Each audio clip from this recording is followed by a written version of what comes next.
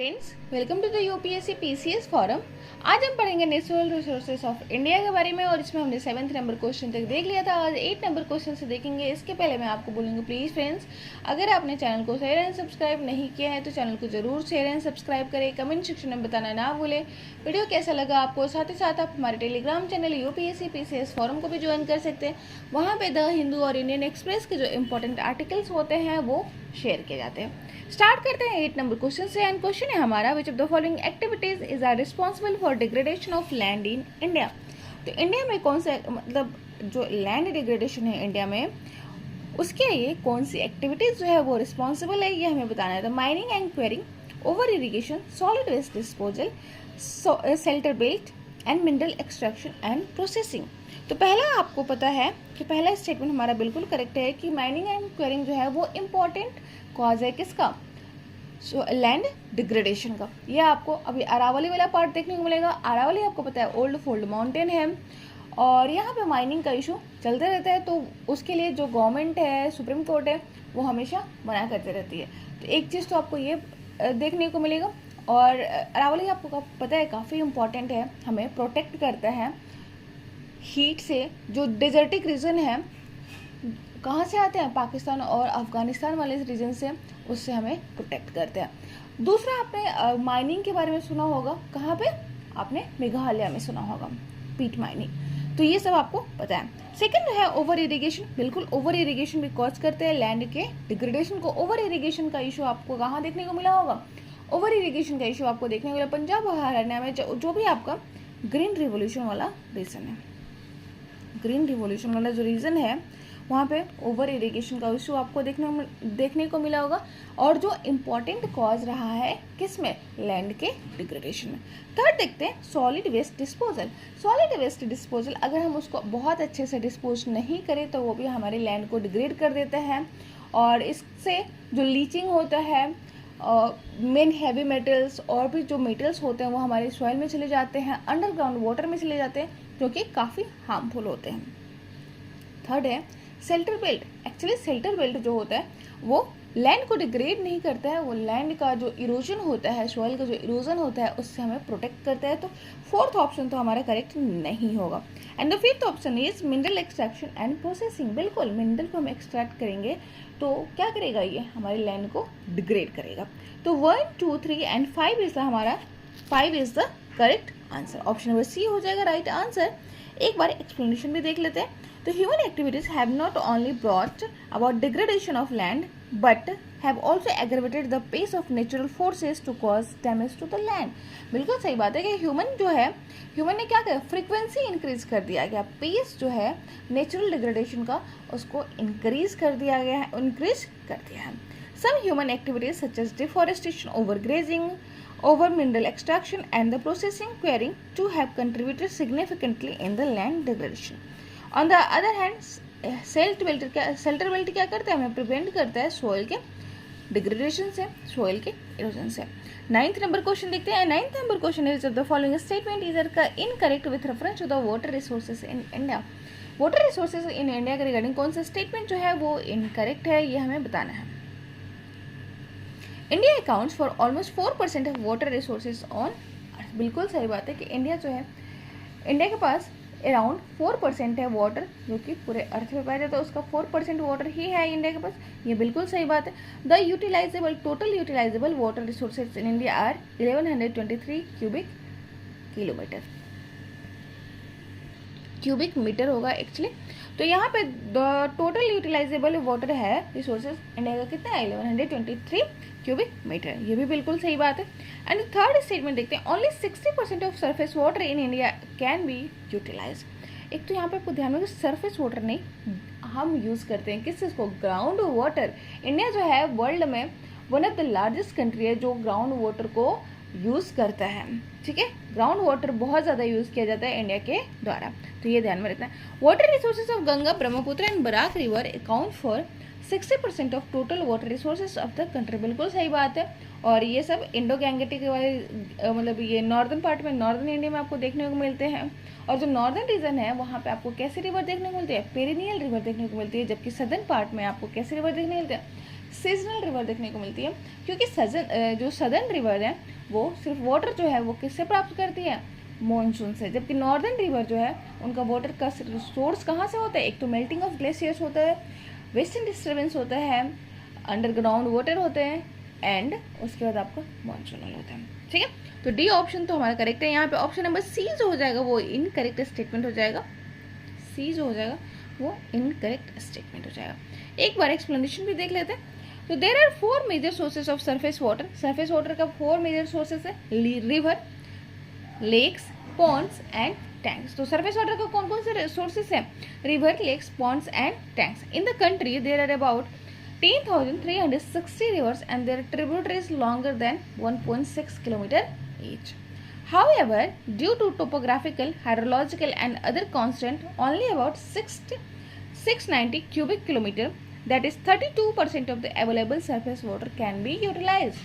तो इंडिया में 32% जो है वो सरफेस वाटर को यूटिलाइज किया जाता है, जबकि मोर देन 60% जो है वाटर हम यूटिलाइज करते हैं किस में, कौन से वाटर को यूटिलाइज करते हैं, ग्राउंड वाटर रिजर्व को। और इसीलिए बहुत तेजी से हमारा ग्राउंड वाटर का डिप्लीशन देखने को मिल रहा है। ठीक है, और ग्राउंड वाटर जो है वो इंपॉर्टेंट सोर्स है फ्रेश वाटर रिवर का। 10th नंबर क्वेश्चन देखते हैं। 10th number question with reference to the water on planet earth consider the following statement.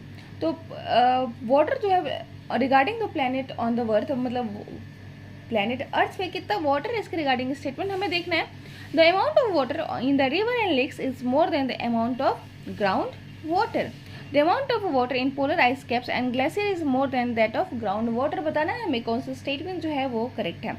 पहला स्टेटमेंट बिल्कुल करेक्ट नहीं है, क्योंकि जो रिवर और लेक्स का जो वाटर अमाउंट है वो कम है amount of the ground water. ठीक है, तो पहला स्टेटमेंट हमारा इनकरेक्ट हो जाता है।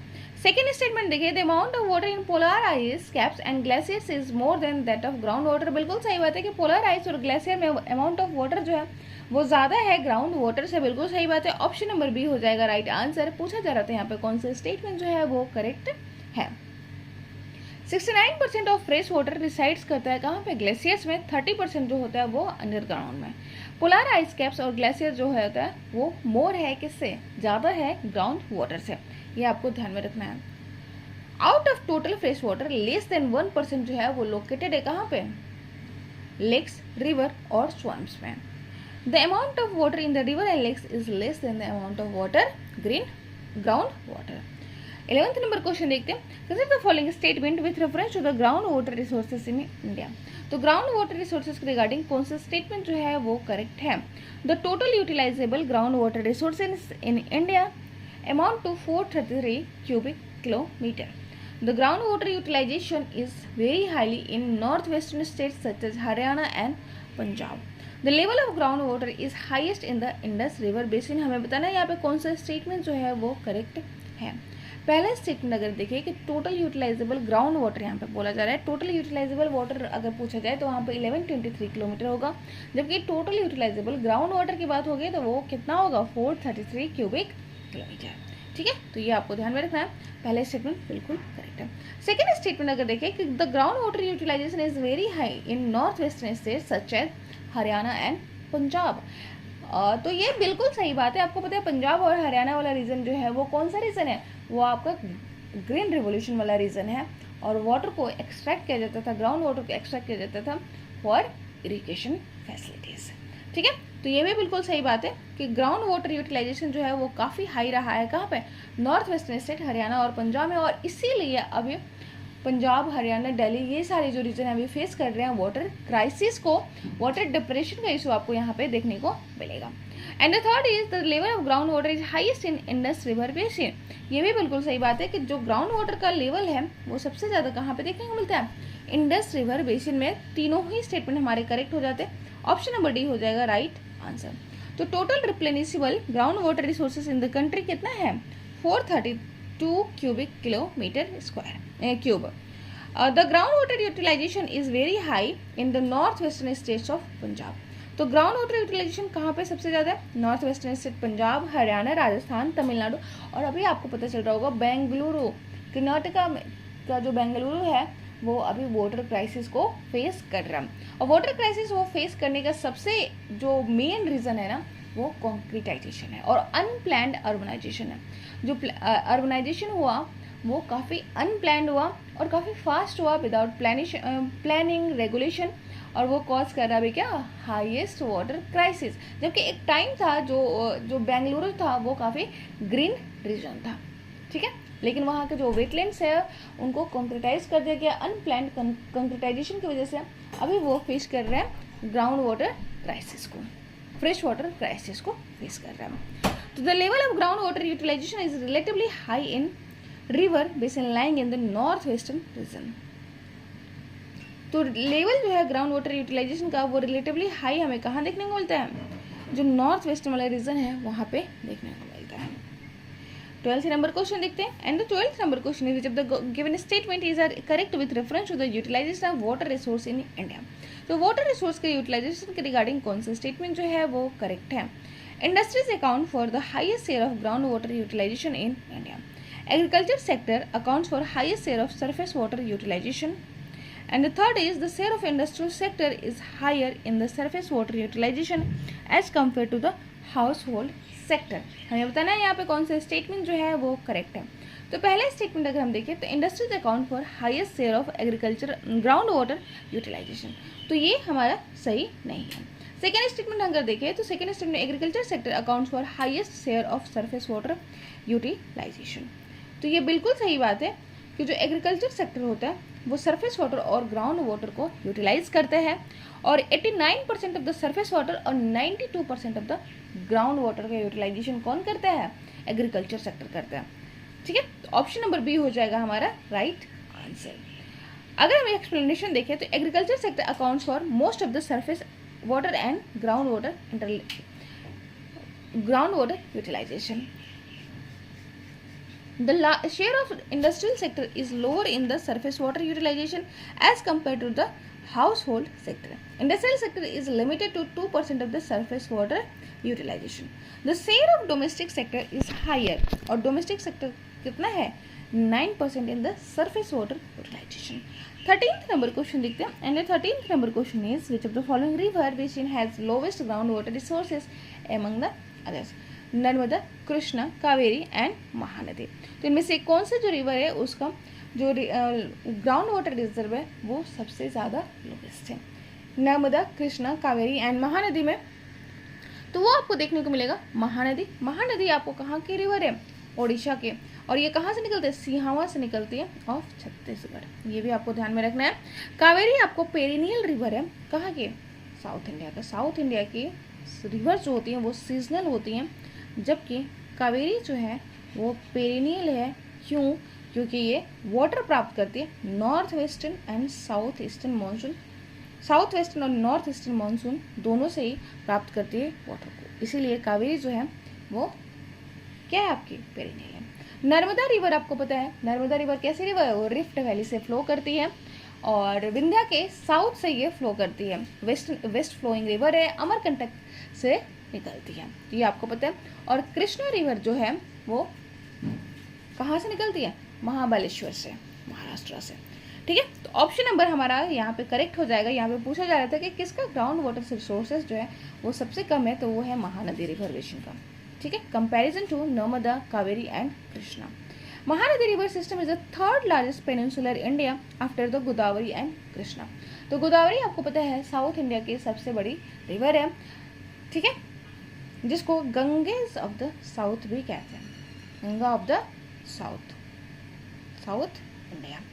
And the largest river of the Odisha, Mahanadi the largest river है कहाँ की, ओडिशा के, और ये कहाँ से, Bastar hills in the Chhattisgarh to the south of the Amarkantak, ठीक है। 14th नंबर क्वेश्चन देखते हैं। Consider the following statement with reference to the degradation of ground water resources in India. तो ग्राउंड वाटर रिसोर्सेज के रिगार्डिंग, ग्राउंड वाटर रिसोर्सेज का degradation के regarding कौन सा स्टेटमेंट जो है वो करेक्ट है, ये हमें बताना है। पहला है intensive irrigation in Punjab and Haryana has led to increase in salinity of the soil in this region. Ground water is affected by the concentration of fluoride in Maharashtra and Rajasthan. And the third is groundwater in West Bengal and Bihar is severely affected by uranium concentration in the ground water। हमें बताना है यहाँ पे कौन सा statement जो है वो करेक्ट है। पहला स्टेटमेंट देखिए, तो पहला स्टेटमेंट बिल्कुल करेक्ट है कि इंटेंसिव इरिगेशन जो होता है पंजाब और हरियाणा में, वो क्या करता है, इंक्रीज करता है salinity of the soil in this region. बिल्कुल सही बात है, आपको पता होना चाहिए कि मैंने कई बार अभी रिपीट कर दिया कि पंजाब और हरियाणा जो है वो कैसा रीजन है, ये ग्रीन रेवोल्यूशन वाला रीजन है। और यहाँ पे इंटेंसिव इरिगेशन का जो सोर्स है वो कौन सा वाटर है, सरफेस वाटर, और ग्राउंड वाटर जो है वो इम्पोर्टेंट सोर्स है। और जिसकी वजह से अभी सैलिनिटी इंक्रीज हो गई है, फर्टिलाइजर जो है वो आवश्यकता से ज़्यादा यूज़ करने पर क्या हो रहा है, अब जो है वहाँ पे कंसंट्रेशन ऑफ द सैलिनिटी बढ़ गया है। ठीक है, सेकेंड अगर देखें कि ground water is affected bye concentration of fluoride in Maharashtra and Rajasthan. बिल्कुल सही बात है कि कंसंट्रेशन ऑफ फ्लोराइड और कहाँ पे देखने को मिलता है, महाराष्ट्र और आपको गुजरात में देखने को मिलेगा। थर्ड स्टेटमेंट अगर देखें कि ground water in West Bengal and Bihar is severely affected by uranium concentration, नहीं, यहाँ पे ये स्टेटमेंट जो हो जाएगा वो रॉन्ग हो जाएगा। फर्स्ट और सेकंड जो हो जाएगा वो करेक्ट स्टेटमेंट हो जाएगा, ऑप्शन नंबर ए हो जाएगा right answer. Western Uttar Pradesh जो होता है वो increasing salinity in soil and depletion of ground water, आपको पता होना चाहिए। वेस्टर्न उत्तर प्रदेश भी जो है वो ग्रीन रिवोल्यूशन वाला रीजन है। वेस्टर्न उत्तर प्रदेश, पंजाब, हरियाणा, ये सब मेन इंपॉर्टेंट जो ग्रीन रिवोल्यूशन वाला जो जोन है वो यही है। ठीक है, more than 80% of the net zone area जो होता है वो अंडर इरिगेशन है। तो आप समझ सकते हैं कि ग्राउंड वाटर का कितने अच्छे तरीके से यूटिलाइजेशन हो रहा है यहाँ पे। In fact, over withdrawals in some states like Rajasthan and Maharashtra increase कर दिया, ओवर यूटिलाइजेशन के कारण इंक्रीज हो गया fluoride concentration in ground water. और ग्राउंड वाटर जो है वो affected by concentration of fluoride in the state of Rajasthan और महाराष्ट्र। वेस्ट बंगाल और बिहार जो है वो सिवियरली अफेक्टेड है आर्सेनिक कंसंट्रेशन से। तो ध्यान में रखेंगे, वेस्ट बंगाल और बिहार जो है आर्सेनिक कंसंट्रेशन से सिवियरली अफेक्टेड है, ना कि यूरेनियम कंसंट्रेशन से। तो आज के लिए इतना ही नहीं देते, नेक्स्ट क्लास में पढ़ेंगे वाटर कंजर्वेशन से regarding. Thank you so much, bye.